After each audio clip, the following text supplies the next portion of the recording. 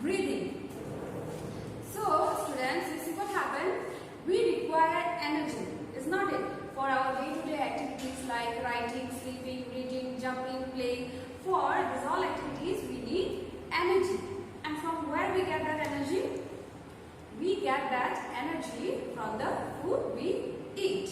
Okay? So it is a very long chemical process. In this chapter we will discuss how energy is derived from food that we eat. So at first what happened? The food that we eat is oxidized, okay, to get energy from the food. Now how food is oxidized? Food is oxidized by the process of oxidation. Now here you have got a new term, that is oxidation. Now what is oxidation? Oxidation is a chemical process in which a substance reacts with oxygen to give off energy, and that energy is used by our body for performing day-to-day activities. Now what is respiration? Is not it? Our chapter tells about respiration. What is respiration? Respiration is the process of oxidation of digested food to give up energy. Okay. Now in our body, respiration occurs in two ways. We will discuss about that two ways. The first one is external respiration, that is outer. When we say external, it is outer.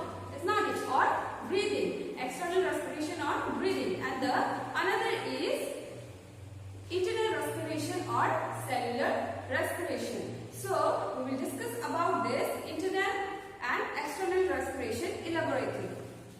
So now we will discuss about external respiration or breathing. It is a process in which we inhale oxygen and we exhale, means give out carbon dioxide. Okay? And another one is internal respiration or cellular respiration. What happens here? You see release of energy through oxidation. Okay? Means what happened here? Oxidation takes place. Okay? And what happened? The digested food reacts with oxygen to give off energy. Okay? So this is the chemical reaction that actually happens in internal respiration or cellular respiration. Here glucose, okay, which is stored in cell, react with oxygen. Then what happens? Oxidation takes place. As according to definition, it was a substance react with oxygen. It's not it. So here the substance is glucose. When it reacts with oxygen, it gives off carbon dioxide that we exhale and water plus energy. Okay? Now we will discuss about human respiratory system. Human respiratory system is a very complex system. Okay?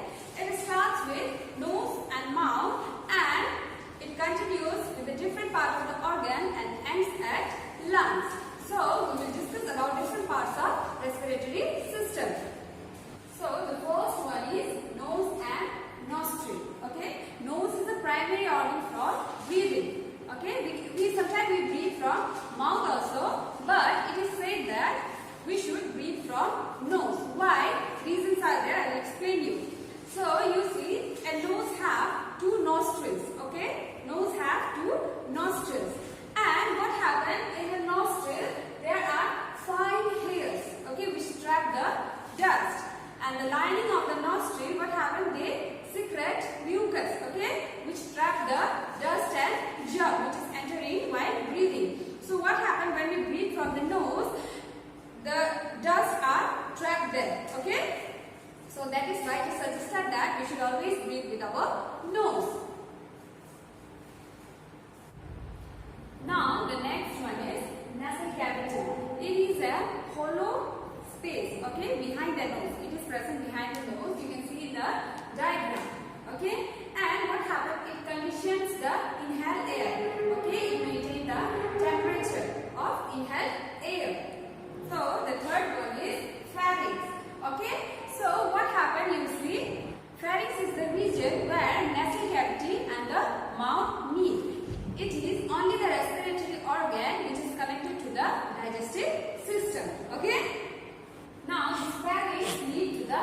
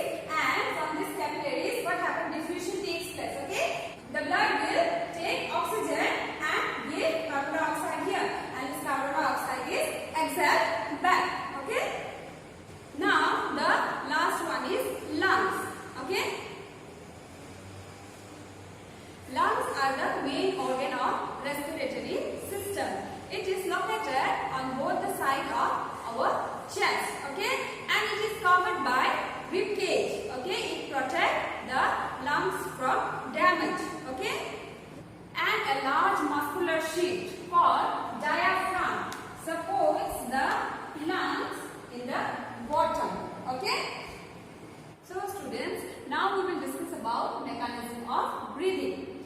So breathing is a physical process of taking oxygen-rich air and giving off carbon dioxide-rich air. Okay? So this respiration is a continuous process. It continues when we are sleeping also. Okay? So it is very vital for life. Now you see, the process of breathing is carried out usually by two steps. Okay? The first one is inhalation and the next one is exhalation. So first we will discuss about inhalation. So during inhalation, what happens? The diaphragm, okay, it contracts and moves downward. On the other hand, the intercostal muscles of the rib cage, it also contract and push the rib cage upward. Just breathe and see. What happened? Our chest moves upward. Okay. So what happened in this way? The volume of the chest cavity increases and the pressure in the lungs decreases. So that what happened? It can fill large amount of air inside the lungs. Okay. So this happens in inhalation. Now we will discuss about exhalation. During exhalation, okay, what happened? The diaphragm moves upward. Okay. On the other hand, the intercostal muscle also relaxes and the rib cage moves down. In this way, what happened? The volume of the chest decreases and the pressure inside the lung increases. So what happened? It gives off the air, means exhale the carbon dioxide from nose. Okay. So this is what happens in exhalation. So students, now we will discuss about breathing rate. What is a breathing rate? You see, the number of times we breathe in 1 minute is called breathing rate. Okay? In an adult, the breathing rate is usually 50 to 20 breath. But this breathing rate increases with physical activity. Suppose you see when you are running, what happens? Your breath increases, is not it? So it is saying that breathing rate increases with physical activities. Now we will discuss about composition of inhaled and exhaled air. You see, what happened? The composition of air. You all know about composition of air, is not it? In atmosphere, what is present? Nitrogen, oxygen, carbon dioxide, along with water vapor and dust particle, is not it? Although the composition of air remains same, the water vapor and dust may increase according to the place. Okay, if the area is very dusty, Kacha road is there, then what will happen? The amount of dust will be more. If you are near a sea region, what happens? The amount of water vapor in the air will be more. Is not it? So the composition of inhale and exhale air is also different. Okay, the air which we inhale has more oxygen than the air we give off. Okay, we exhale. So what happens? You see, the air which we inhale has what? Oxygen. It's not it, because oxygen is required for oxidation, for breaking the food particles. It's not it. Okay. Now you see what happened. The air we exhale has large amount of carbon dioxide. Okay. So what happened? When oxidation takes place, it releases carbon dioxide, water, along with energy. Energy is utilized by our body, but this carbon dioxide and water remain as waste material, which is given out by the process of exhalation. Okay, carbon dioxide come out along with the water in the form of water vapor. Okay, now what happened? You see, the temperature. Okay, the temperature also varies of exhale and inhale air. Okay, the temperature of exhale air is more. Okay, because what happens? The air which comes out of our body is warmer. This is the reason in winter what happens when we breathe? Very hot air comes out. It's not it. It is almost equal to our body temperature. Okay. So this is all about composition of inhale and exhale here. So what we have learned here, we inhale oxygen and we exhale carbon dioxide. Okay. And the water vapor and dust, it depends on the place. Okay. Whether the water vapor is more or